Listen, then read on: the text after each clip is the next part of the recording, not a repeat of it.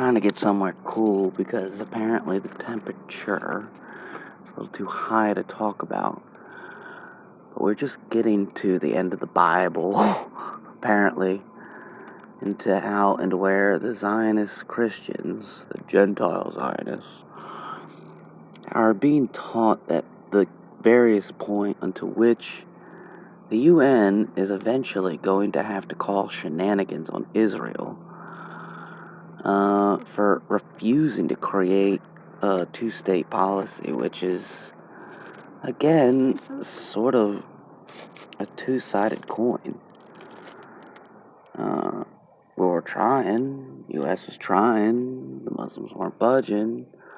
We took a lot, now the Muslims are like wishing they took that, now they're kind of pissed off, and now it's seeming like you can't make peace if you can't make people get outside their some type of way of feeling about a bunch of gibberish.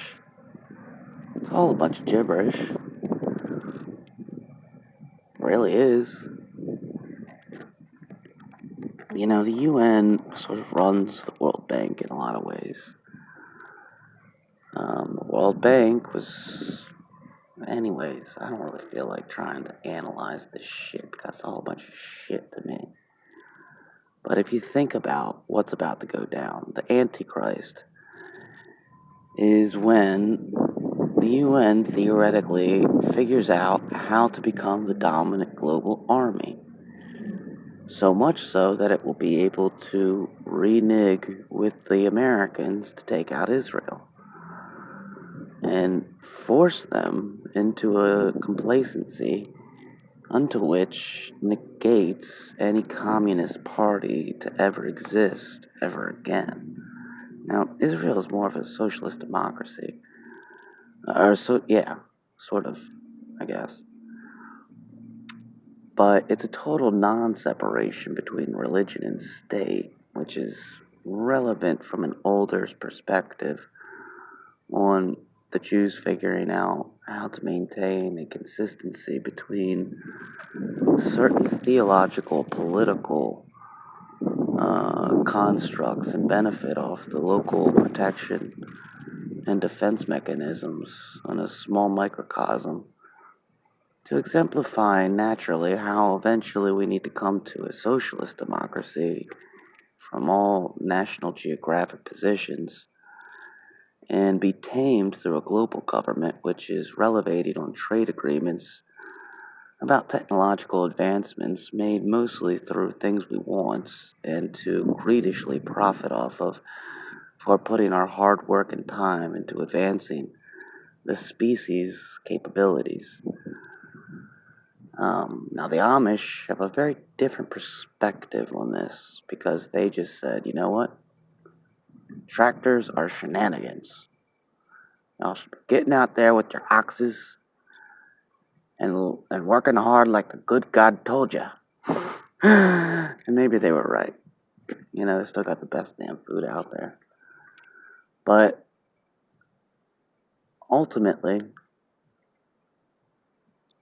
the real Antichrist, in perspection of how you've manifested it through the Bible, is ultimately about to wage war.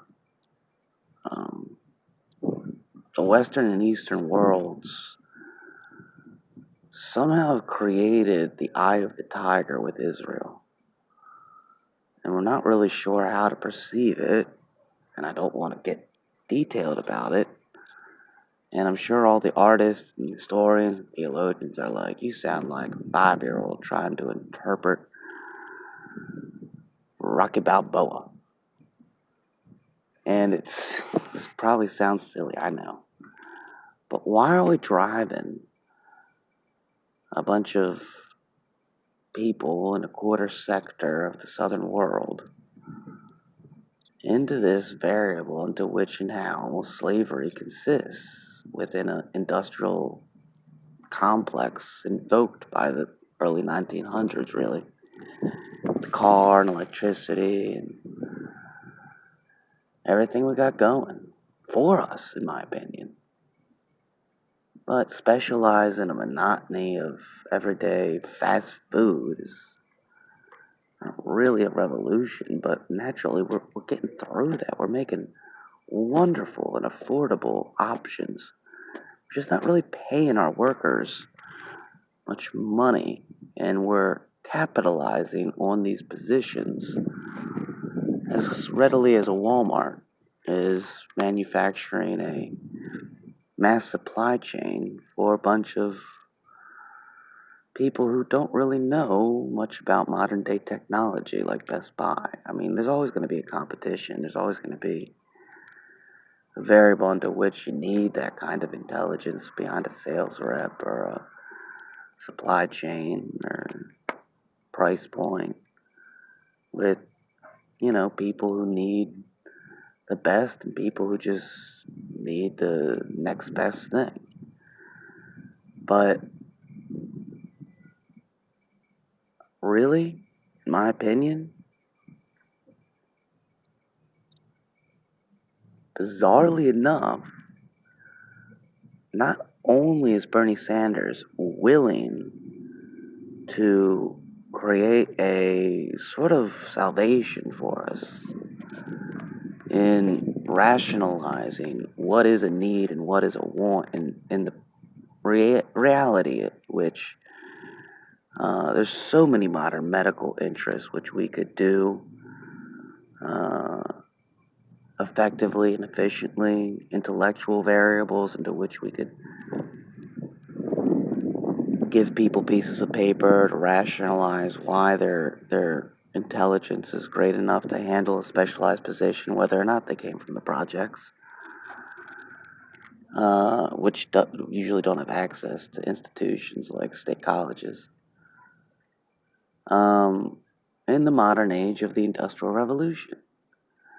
And he is talking about getting tough with Israel, not in a mean way, he's Jewish, but being like, guys, can't you figure out better how to make things work over there with the gosh dang Palestinians? Are giving you all this daggone money. Stop using it on Black Hawks and more settlements. Daggone it. Figure out a way to play football together first, and then figure it out from there. Gosh dang it. That's what's in the heart and mind of Bernie Sanders. So from a foreign political position, wherever you're at, he's righteous. From a national position, he's defensive for the American people. And from a foreign political economic standard, he's going to challenge the UN in a way into which it's never been challenged before. The World Bank, BRICS, development on a global scale and perspective, economically and politically, in the face of diverse democracies, diverse cultures. He is your winner. If we can figure out how to keep his campaign going from quarantine zone and knock Joe the hell out of the water like he needs to be, because I love Joe, and I know he's going to croak in the Oval Office if you elect him in. And if you keep letting Trump run amok in your Oval Office, it might turn into World War III. So, you might want to think about that.